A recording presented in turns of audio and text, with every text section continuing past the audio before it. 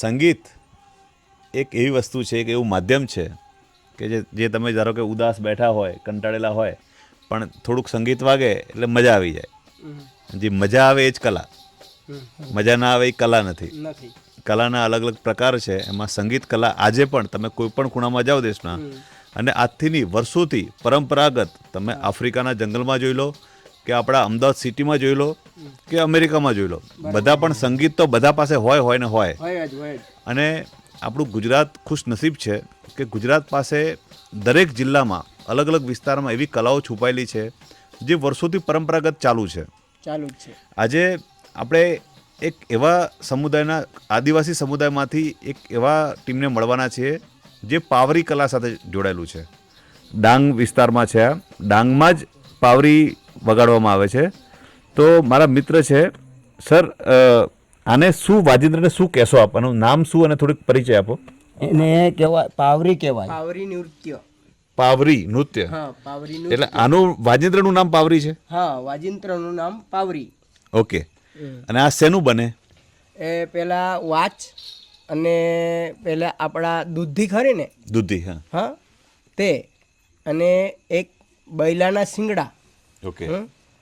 ને એમાં વચ્ચે છે ને આપણા વાડામાં જે ભેંડી ઊંઘતી હોય ને, ભેંડી, એમને તમે લગભગ કરીને લગભગ સરા કહેતા હોય. હા, આ સરા છે ને અંદરથી પોલા રહે. ઓકે. અને એમનો જે અંદરનું ઘર કાઢી નાખે ને તો આખું આખું પોલો થઈ જાય. ઓકે. હા, તો એનેથી છે ને એનો પીપા વગાડે. જેવો આપણે તાડફાનું પીપા વગાડીએ ને તેવું એમનો પીપા વગાય. ઓકે. હા, બે શેડા પર એમને કાપી નાખવાનું, બધું ખુલ્લું કરી નાખવાનું, અને પછી બિલેટથી એમનું અમે પેલું પીપા બનાવીએ. એમનો ઉપરનો ને નીચેનો ભાગનો પેલો કંઈ પણ વસ્તુ ગોઠવીએ છે, અને પછી આ પીપોડી વાગે એટલે પાવા જેવી વાગે. બનાવો અહીંયા જ? હા, બનાવો અહીંયા જ. બનાવટ અમારા દેશમાં જ થાય. ઓકે. હા, આ અમારા દેશમાં બનાવવા વાળા કારીગર જ જોઈએ એમ. આ જાતે જ અમે બનાવતા છે. ઓકે. આ છે, આ લાકડોનો ચાસ છે, પેલી આ દૂધી છે, પેલી આ કોતીનું મધ કહેવાય, આનામાંથી મેન કહેવાય એને બનાવી છે અમે.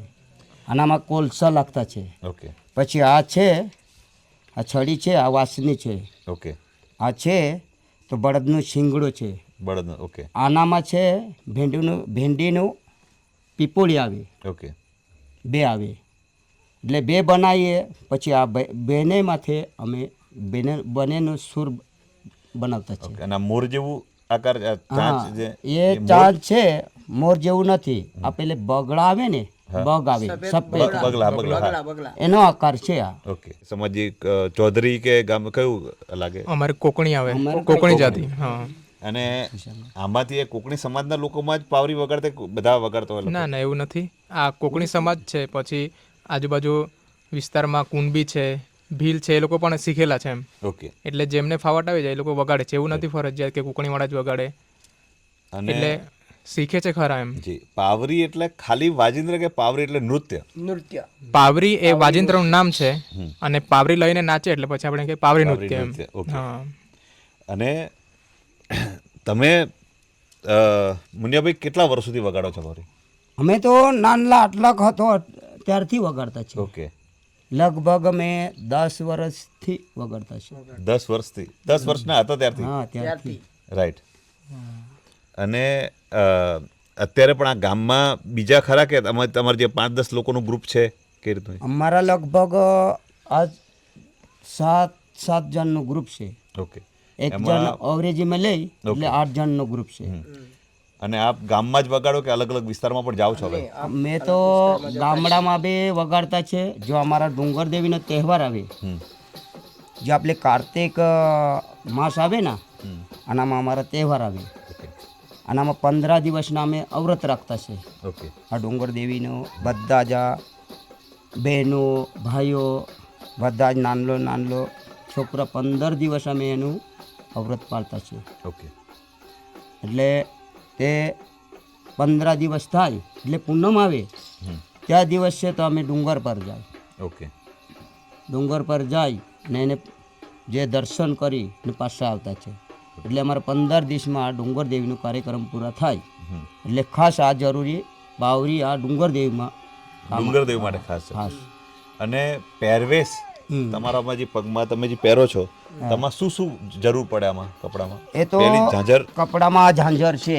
એ અગત્યનો પાર્ટ આનો. હા પેલા છે તો આ પેન્ટ આવે, હમ ને પેલા આ જબલે આવે, હમ ને જે પગડી માટે આછો છે. હમ બસ આટલાક રાખતો છે. પેલા આના જોડે આ વાસનું એને ચીરકે કહેવાય. ચીરકે કહેવાય, ચીરકે આ વાજિંત્ર કહેવાય. એના જોડે એમનું તાલ, આની જોડે તાલ. હા એમનું જોડે તાલ આવે, એનો કમ્પ્લીટ મ્યુઝિક આવે એમ ઓકે. એવું. હવે આપણે એક નાનકડી ઝલક તમે વગાડો, આપણે થોડુંક સાંભળીએ પછી ફરી વાત કરીએ. ચાલો.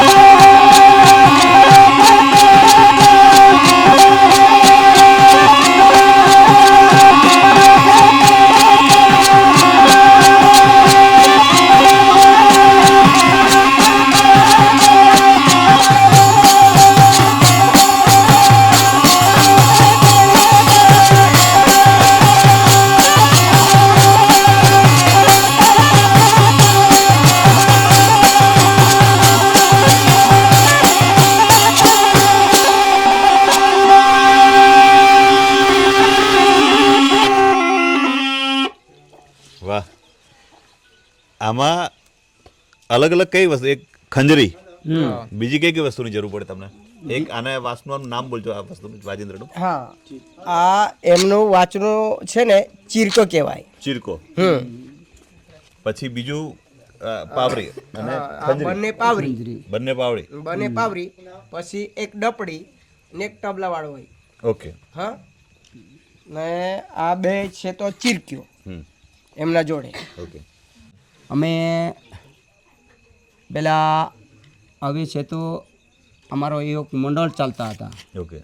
આનામાંથી અમને નાયક મંડળ સરકારી પણ પ્રોગ્રામ મળતો હતો. મળતું હતું. એટલે અમે દિલ્હી જઈ આવ્યા, અચ્છા. હા બોમ્બે જઈ આવ્યા, પેલા અમદાવાદ ને ગાંધીનગર, રાજકોટ, ભાવનગર, બધી જ જગ્યાએ. બધે જ કલકત્તા ને ત્યાંથી ફરી આવ્યા. બહુ પ્રોગ્રામ કરી. એક વખતે નરેન્દ્ર મોદી સાહેબ ડાંગની મુલાકાત લેવા આવેલા, ત્યારે અમારા ગામના પાવરી નૃત્યવાળા બધા ભાઈઓ છે એમણે ત્યાં પ્રદર્શન કરેલું એમ, અને ત્યારે બધાએ મોદી સાહેબ સાથે બધા હાથ પણ મળાવેલા એમ. એટલે અમે બધા એમ ક્યારેક એવું વિચારીએ ને કે અમને સૌભાગ્ય હતું કે મોદી સાહેબ સાથે મળવાનો મોકો મળ્યો એમ. રાઈટ. એટલે હવે જ્યારે અત્યારે તો પાવરી લગભગ ફેમસ થઈ ગયું, સાપુતારામાં પણ ઘણા લોકો પાવરી જોતા હોય છે, પણ આજથી 20-25 વર્ષ પહેલા કેવો માહોલ હતો? તમે પાવરી વગાડતો ખાલી તમારા સમાજ પૂરતો જ વગાડતા છો ને ત્યારે તો? ના ત્યારે પણ આ રીતે જતા બાર? ત્યારે ટીવી બીજી હતી ને મોબાઈલ પણ નતા હતા. ના ના હતા. ના હતા. તો શું કરતા ત્યારે આ રીતે જતા ગામડે ગામડે જતા હા જતા હતા. એટલે કોઈ બોલાવતા કે તમે એમને એમ કોઈ એ લોકો પ્રસંગમાં ડાયરેક્ટ અમને છે ને કોન્ટેક્ટ ડાયરેક્ટ અહીંયા આવીશ ને અમને કમ્પ્લેટ ગોઠાવીશ ને જતા હતા. ઓકે એટલે ખાસ તો છે ને પાવરી એક ડુંગરદેવના કાર્યક્રમમાં ત્યારે ખાસ જોઈએ. એને કિંમત જ કહેવાય એમ કે આ વસ્તુ જોઈએ જ તો જ કાર્ય થાય, નહીં તો પછી કાર્ય નહીં થતો હતો. હા આપ શું કરતા ક્યારે ક્યારે એટલે પાવરી નૃત્ય છે ને ડુંગરદેવનો કાર્યક્રમ હોય ને ત્યારે 15 દિવસે પાવરી જોઈએ તે જોઈએ જ. પછી કોઈ આવું સાંસ્કૃતિક પ્રોગ્રામ હોય, કશે કોઈ આવવાના હોય તે આપણે સાંસ્કૃતિક આપણે પ્રદર્શન હોય ત્યારે બતાવીએ છીએ. પછી કોઈને એવી ઈચ્છા હોય તો લગ્ન જેવા પ્રસંગ પર પણ કોઈ વગાડે છે એમ પાવરી. આ વામનભાઈ છે એમના પપ્પા બારકે દાદા, એમને આ બધી કલાકૃતિમાં બહુ જ રસ. ઓકે આ પાવરી નૃત્ય સાથે છે એક ભવાડા પાર્ટી. એટલે ભવાડા પાર્ટી હજુ અમારા બીજું એક રામાયણ પેલા પાંડવામાં તમે જોયેલું ને આજે, એ અમારે આનો પપ્પા હતો ને એને આ બધા જ આ કલા કરેલું. એટલે આ ગામડે જોઈને કરતા છે. એટલે રામાયણ કર હા રામાયણ રામાયણ જેવું બેસ ભજવતા હશે. વેશભૂષા એને બનાવેલે આગળ. શબરી માતા, બજરંગબલી, જોઈને આ ગામડે થઈ ગયું. નહીં તો અહીંયા જ બનાવતા બધું જ એમાં છે ને તો 14 કે 15 કે એટલા બધા જુવાનિયા હશે અને આ કલા જુદી જાતની હતી. ઓકે એમાં પણ એમનું જ કામ આવે. આ જે પાવરી નૃત્ય છે ને એમાં એ જ વગાડે, પછી ડપડી વગાડે તો જ એના પર પેલું તાલનું એમનું સેટિંગ થતું હોય. બાકી એ નહીં હોય તો પછી આપણાનું બધાનું સેટિંગ ખોવાઈ જાય, કેમ કે એના વગર નહીં ચાલે. મેં આમ એ વસ્તુ નોટિસ કરી કે આ ગામમાં કલા સાથે જોડાયેલા લોકો વધારે છે.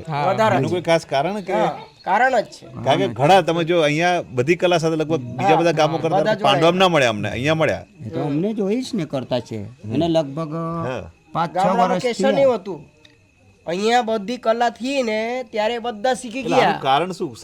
શરૂઆતથી જ આ કલાપ્રિય કર્યું હશે, શરૂઆતી કદાચ એવું કોઈ પહેલા કોઈ માણસ થયું હશે જે મન્યાભાઈ છે અત્યારે રીતે એ ટાઈમે કોઈ એવું વ્યક્તિ કે જેના કારણે લોકો કલામાં વળ્યા હશે. હા એવું. હા અમારા વડીલ હતા ને, અમારા આગળના વડીલ હતા તે પણ એમ જ કામ કરતા હતા.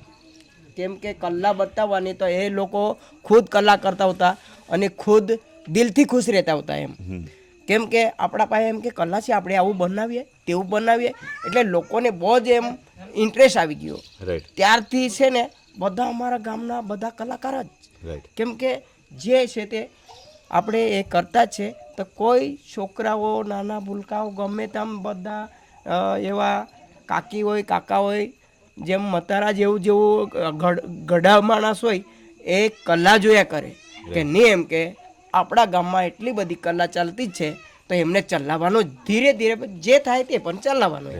હવે અત્યારના યુગમાં ધારો કે કોઈને સંપર્ક કરવો હોય તમારો, અહીંયા તો કવરેજ નથી, તમારો કઈ રીતે સંપર્ક કરતા હોય છે આ લોકો? જે ના હમણાં તો જીઓ અને BSNL ટાવર આવી છે, ગયો, હા. એટલે પછી ફોન નંબર મન્યાભાઈ પાસે છે, ફોન નંબર શૈલેષભાઈ પાસે ફોન છે, એટલે પછી એને આપણે કોન્ટેક્ટ કરી શકીએ એમ. ઓકે કહેવા માંગુ છું કે તમારે કંઈ કહેવું હોય કે આ કલા વિશે, કોઈ બધા લોકો માટે સંદેશ આપવો હોય કે આ કલા છે અમારી, તમે જોવા આવો, સાંભળો, એવું કંઈક મેસેજ?